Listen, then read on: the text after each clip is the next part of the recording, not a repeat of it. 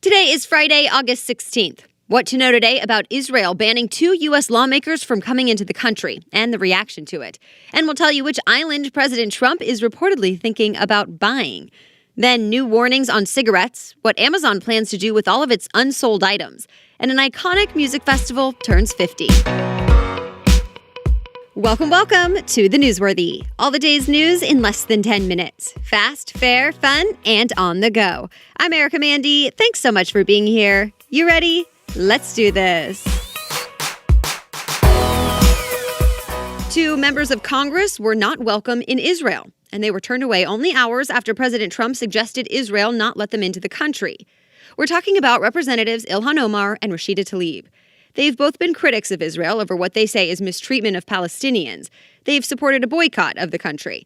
But CNN reports they plan to visit Jerusalem and the West Bank next week to go into a holy site and meet with Israeli and Palestinian peace activists. Now, they can't go. Before the announcement, President Trump sent out a tweet saying Israel would show great weakness by letting them into the country and saying the 2 lawmakers hate Israel. The New York Times calls it an extraordinary or rare move for a U.S. president to call on a foreign government to take action against American citizens. But the White House spokeswoman said Israel can do whatever it wants. Either way, Democrats are not happy with the outcome and pushed back on Israeli Prime Minister Benjamin Netanyahu for punishing lawmakers over their opinions and practicing free speech. Representative Omar calls the move a, quote, insult to democratic values. Israel said they may be allowed into the country in the future. President Trump is apparently interested in buying Greenland for the U.S. Yes, we're talking about the ice-covered, self-ruling Danish territory that's the world's biggest island. Both the Wall Street Journal and the Associated Press cite sources who say Trump has talked about this with his aides and has asked his staff to look into it. The Journal reports some advisors have supported the idea, saying it could be a good economic play. Greenland does have a lot of resources. But others say it's not realistic, and it's not even clear how the U.S. would go about it, even if they did get more serious about the idea. Greenland has a population of about 56,000. By the way, President Trump is expected to make his first trip to Denmark next month, though reports say it's not related. Federal regulators want all cigarette packs to come with bigger and more graphic warning labels. The new warnings would be a mixture of pictures and messages and would show what can happen when people smoke cigarettes. The pictures include things like black lungs, chest scars from heart surgery, or underweight babies. The FDA says the current warnings on the side panel of a cigarette pack are, quote, virtually invisible. And CNBC reports they haven't been updated since 1984. So the new suggested graphics would cover the top half of the pack. But these new labels aren't final yet. The FDA is accepting comments for the next couple of months before putting out the final rule in the spring. And the FDA has tried this before and failed. It all got blocked in court. So regulators are trying some new suggestions this time, yet experts say expect tobacco companies to make it a legal battle once again. A retired NASCAR legend survived a fiery crash, but not in a race car, in a plane. Dale Earnhardt Jr. and his family were on a private plane that crashed at a small Tennessee airport yesterday afternoon. The plane apparently went off the end of the runway before catching on fire.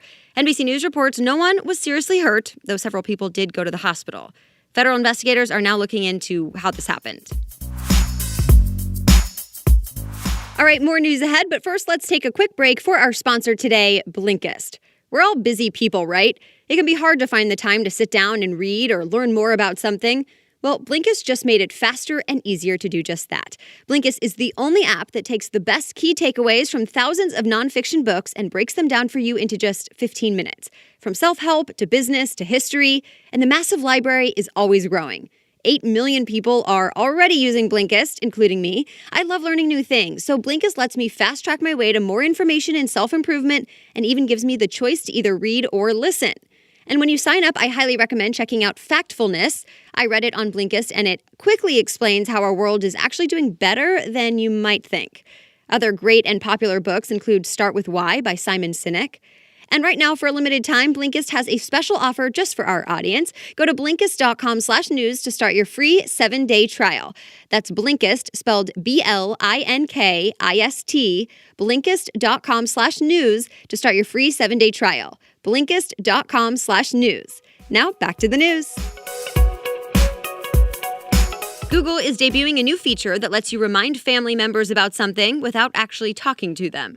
TechCrunch says the Google Voice Assistant will now send reminders to others in your family on your behalf using their phone's smart speakers or smart displays. Here's how it works. Ask the assistant to assign a reminder to someone. So you'd say something like, "Hey Google, remind Alex to take out the trash at 8 p.m. Then they'll get a notification on their phone. Engadget says you can also set reminders for specific locations or addresses. So if the reminder is for someone to buy milk when they're at the store on Main Street, a reminder will pop up when they're actually there. Though plenty of people are joking that it'll lead to a more high-tech way for spouses or parents to bug you with what you should do. The feature is rolling out now. A new program from Amazon will donate unsold items instead of throwing them away. The Verge says it'll mean products from third-party vendors that don't sell on the site will now go to various U.S. nonprofits as well as some charities in the U.K. Media reports from earlier this year showed Amazon was dumping hundreds of thousands and sometimes even millions of items in just a year's time. Now the goal is to reduce waste and give back. The new donations will start next month. And one more thing about Amazon today. The company promoted its original series, The Marvelous Mrs. Maisel, by lowering prices around LA by a lot. We're talking prices from the 1950s, since the show is set in that time period. One gas station in Southern California offered gas for just 30 cents a gallon, which, by the way, local media says caused a major traffic jam. There were also $2 blowouts from Dry Bar, and dozens of other businesses took part. It was all for award season exposure. The Marvelous Mrs. Maisel is up for 20 Emmys next month. Woodstock fans will be back where it all started this weekend to celebrate the 50th anniversary of the iconic music festival. Billboard says there are events through Sunday at the same place the concert was held in 1969, which is about 80 miles outside of New York City. Performances started yesterday, but people like Carlos Santana, as well as Ringo Starr from the Beatles, will perform this weekend. 400,000 people showed up to the original festival. For this one, though, you do need tickets and travel passes to get in. Toy Story 4 has crossed that $1 billion mark, making it the fifth Disney movie to reach that milestone this year alone. Variety says Disney is now the first studio to have 5 films make more than $1 billion in a single year. This year, Avengers Endgame, Captain Marvel, Aladdin, The Lion King, and now Toy Story 4 have all hit that mark. Deadline says the upcoming movies, Frozen 2 and Star Wars: The Rise of the Skywalker, are also expected to be billion-dollar movies. It started as a joke, but it's becoming a reality. Pumpkin spice spam. NBC News says the company teased this idea 2 years ago in a fake Facebook post, but this time it's for real. You can buy pumpkin spice spam online starting September 23rd. And that's it for today. Thank you so much for listening. If you're new here, be sure to hit that subscribe or follow button on your podcast app to get new episodes sent straight to your device for free. Or get a reminder to listen right in your email inbox. You can sign up online at thenewsworthy.com. That's also where you'll find the episode show notes with all the sources and links from today's stories in case you'd like to read more about them. Just go to thenewsworthy.com, click episodes, and look for today's date. The Newsworthy is ready for you to listen every weekday by 4 in the morning. I'll be back with more news on Monday. Have a great weekend.